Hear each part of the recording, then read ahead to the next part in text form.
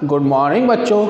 आज मैं आपको क्लास 8 सब्जेक्ट मैथ चैप्टर 11 और एक्सरसाइज 11.3 पार्ट 3, इससे पहले मैंने आपको पार्ट 2 में क्वेश्चन नंबर 4 तक के कंप्लीट करा दिए हैं।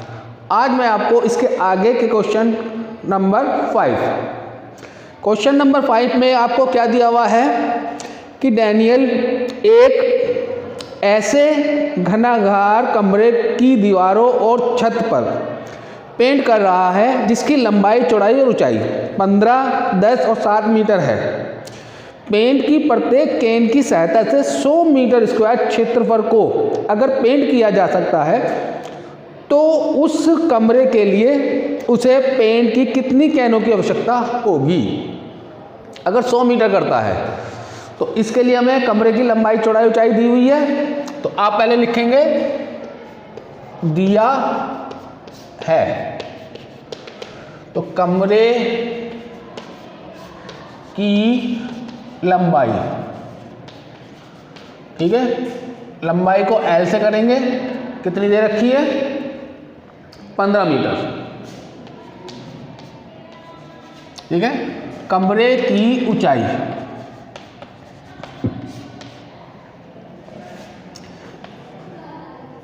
कमरे की ऊंचाई, लेकिन कमरे की जो ऊंचाई है ये आपको ऊंचाई ना है,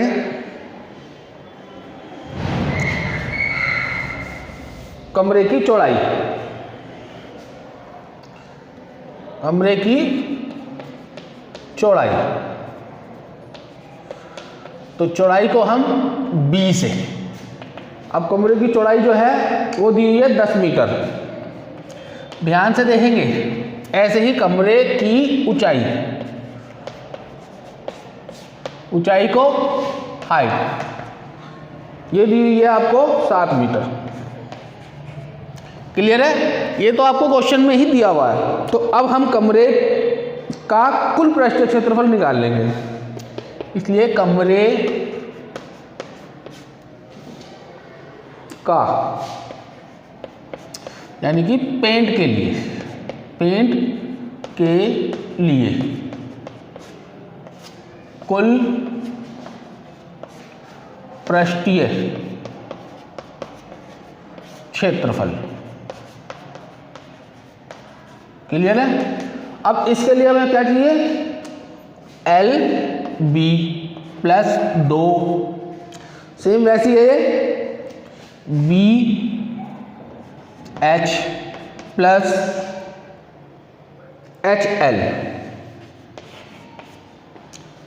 लंबाई, चौड़ाई प्लस 2, चौड़ाई, ऊंचाई प्लस ऊंचाई, लंबाई। तो लंबाई, चौड़ाई कितनी है 15 गुणा 10 प्लस 2, चौड़ाई, ऊंचाई कितनी है आपकी 10 गुणा 7 प्लस ऊंचाई, लंबाई, ठीक है 150 प्लस 2 70 प्लस 150 प्लस, अब इसको करेंगे तब आपका आ जाएगा 175 गुणा 350 हो जाएगी, बराबर 0, 10 5 की 0, 4 और 1 5, तो 500 मीटर स्क्वायर। तो क्षेत्रफल ये आ गया। अब ये है कि कैनों की संख्या, तो इसलिए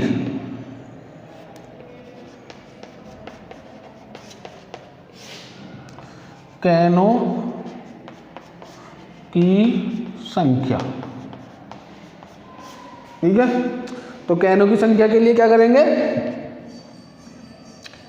कुल पृष्ठीय क्षेत्रफल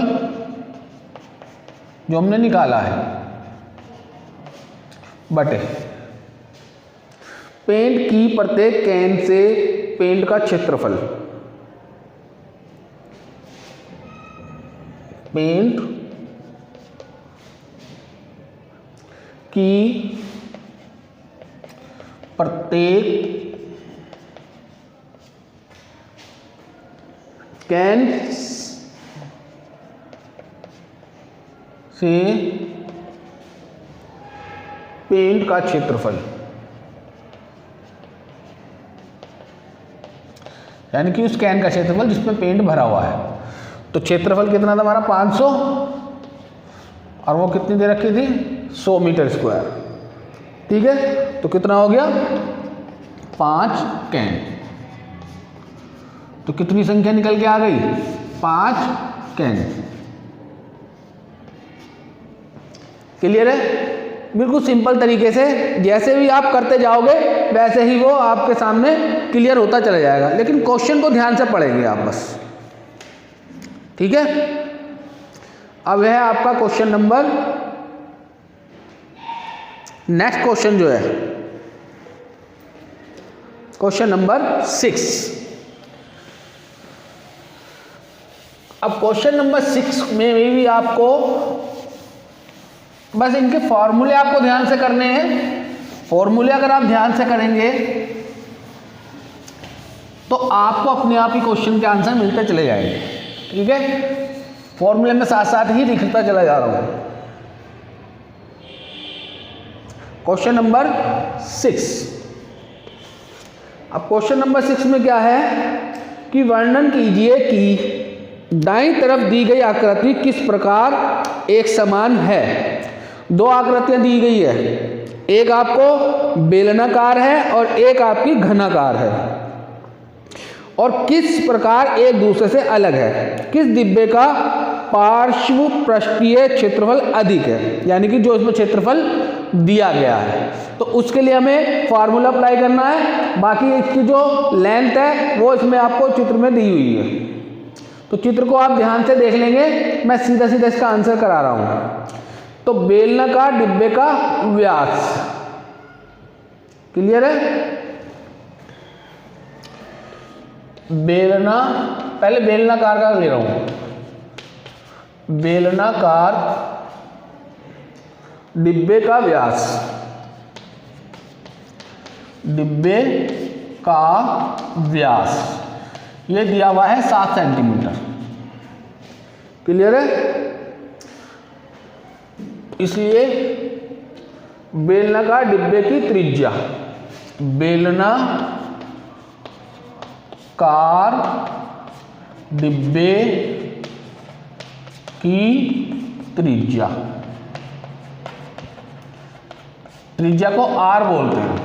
तो व्यास का आधा हो जाता है। व्यास कितना 7, तो इसका आधा हो जाएगा 7/2 सेंटीमीटर। बेलनाकार डिब्बे की ऊंचाई, बेलनाकार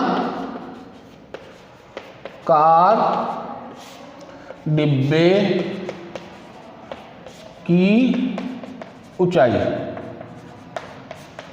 अब ऊंचाई कितनी दी हुई है, ऊंचाई को हम h से लिखेंगे, h। तो ऊंचाई भी 7 सेंटीमीटर दी हुई है। ठीक है, तो बेलनाकार डिब्बे का पृष्ठीय क्षेत्रफल, तो बेलनाकार डिब्बे का पृष्ठीय क्षेत्रफल, पार्श्व लिखा हुआ है तो खाली क्षेत्रफल ही लिख दीजिएगा, शॉर्ट में लिख दिया मैंने क्षेत्रफल। लेकिन इसका फॉर्मूला पहले लिखेंगे हम 2πRh, 2πRh।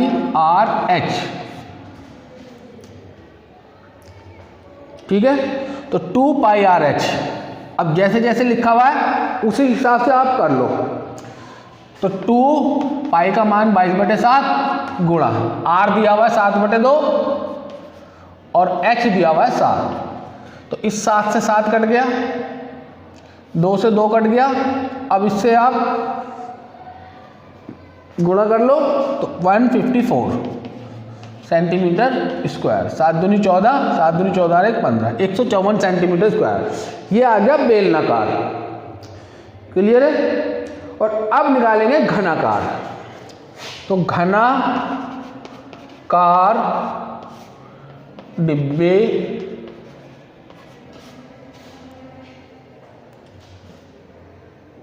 का पृष्ठीय क्षेत्रफल, का पृष्ठीय क्षेत्रफल। ठीक है, तो पृष्ठीय क्षेत्रफल होता है 4L²। ठीक है, ये फॉर्मूला है इसका। तो 4L² लंबाई इसमें 7 सेंटीमीटर दी है, तो 4 गुणा L² हो गया, तो 7 गुणा 7,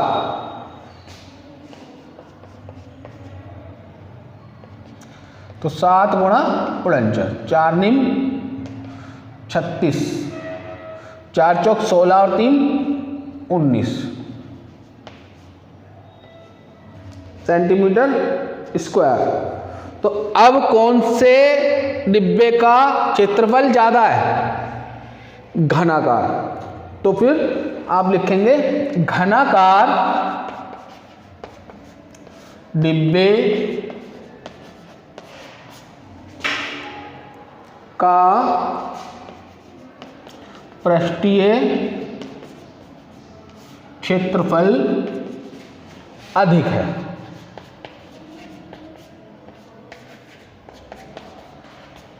क्लियर है? इसी तरह से आपको सिर्फ क्वेश्चन को पढ़ना है और उसका सलूशन करते चले जाना है। ठीक है, अब देखिए क्वेश्चन नंबर 7।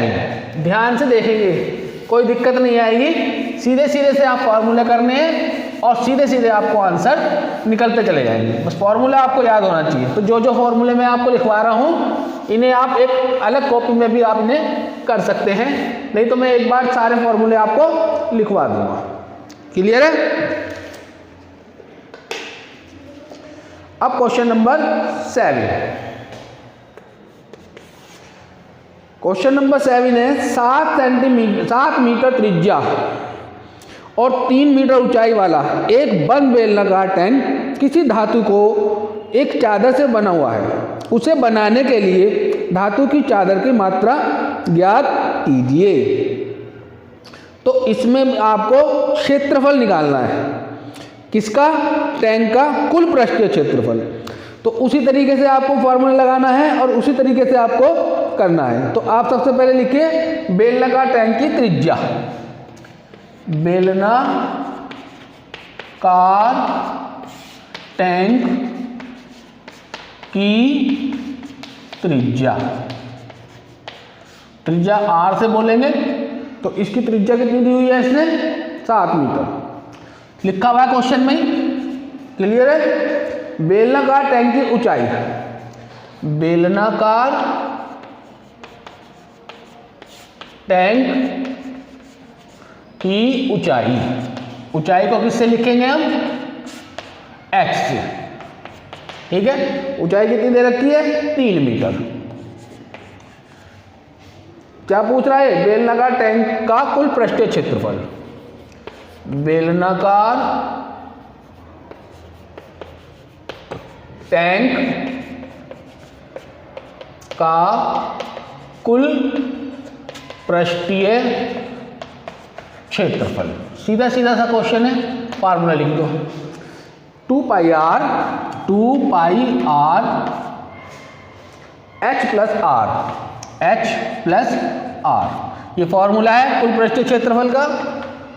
2 22/7, r कितना दे हुआ है? 7। ऊंचाई कितनी दी हुई है? 3 और r 7। तो 2 7 से 7 कट गया, 22 दूनी 44 गुणा 3 और 7 10, 440 मीटर स्क्वायर। क्लियर है? तो अतः उसे बनाने के लिए, उसे बनाने के लिए 440 मीटर स्क्वायर, 440 मीटर स्क्वायर धातु की चादर की आवश्यकता है। धातु की चादर की आवश्यकता है। क्लियर है? आवश्यकता है। इस तरह से आपको सॉल्यूशन हो गया। अब ये मैंने आपको 7 तक करा दिए हैं। अब 8 9 10 इसको मैं नेक्स्ट वीडियो में आपको समझा दूंगा। क्लियर है? Thank you.